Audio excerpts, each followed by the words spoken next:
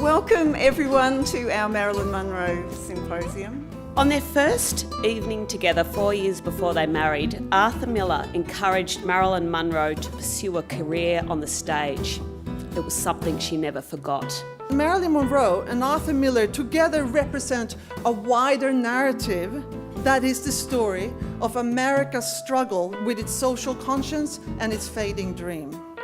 I suspect that in that moment when he suggested that Marilyn Monroe, being the career-minded person she was not only flattered, but inspired. This lady had a spectacular figure, and I think whenever you look at the career of Marilyn, you have to sort of consider the fact that she was born beautiful. She had a spectacular figure. She had an affair with Tommy Zahn, who was the major surfboarder in this period, and she would tandem surf with him on the Santa Monica beach. Marilyn would. I have photos of this. Lise Strasberg, whose family and influence would grow so pivotal in her life, was convinced that Marilyn had the qualities to become a serious stage actor. When we see photographs of her, it's like she's so strong and confident and sexual, but underneath it is that quite frightened little girl. She never really gets away from that. Because we look at her and often this idea or ideal of the lost child. It's almost impossible to give a definitive reputation for Marilyn Monroe. She is both the kind of feminist icon on one hand, a gay icon, and also at the other, a really, really popular culture. We keep asking ourselves, who is Marilyn? This is an existentialist question.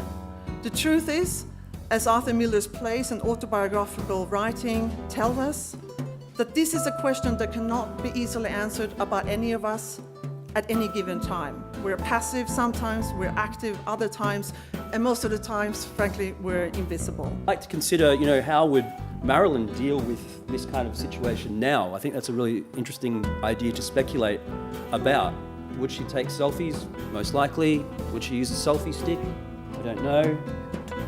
Every single one of these little girls who are looking up on a Google search saying how to make money as a blogger, lifestyle blogger mainly, are making exactly the same set of decisions that Marilyn Monroe made when she decided to make herself over and to project that particular face to the world. Yeah.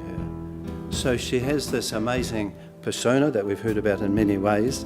So there's a politics about a professional role, and she is not just a professional person, she's more than that, she's iconic and so on. Often discussions about Marilyn Monroe are framed in terms of an opposition between the real self and the manufactured self, and often that is around, the split between the Norma Jean as being the authentic and the real self, and Marilyn Monroe, the movie star, the image and the icon as being the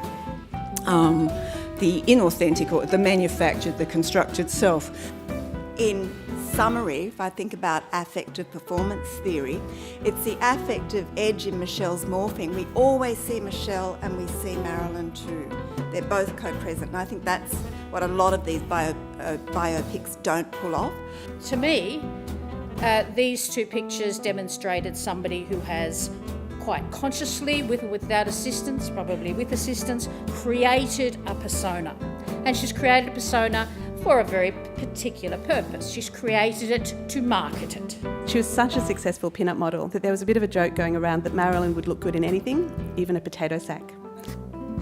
And yet in some ways, even though I've used this as a lens, I want to invite you to think that somewhere in society, somewhere in herself, there's something that transcends a simple analysis of her as a professional person.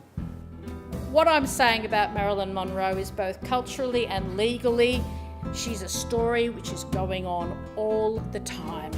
She was a genius. I call her a genius in the book. She was a genius at a lot of things, but she was a failure at other things. That's the tragedy and that's the brilliance of the Marilyn Monroe story.